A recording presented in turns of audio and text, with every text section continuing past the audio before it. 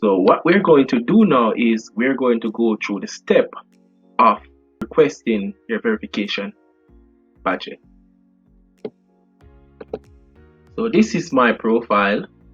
I'm going to click right here next to your message box. I'm going down to settings, then I'll scroll all the way down,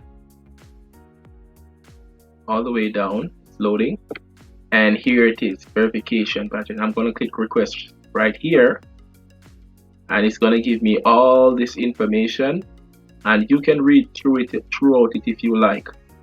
Now it says name of artist, band or group or profile. So what I'm going to do, I'm going to go right over here, and instead of giving the name, I'm going to copy the URL right here. Add URL. No, so I'm going to put a URL right here, and then I should have the artist name right there. So let's go. I'm going to make sure I put it as it is. So I'm going to click right here,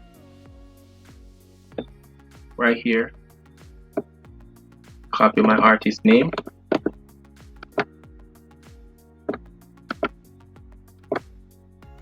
put in my artist name,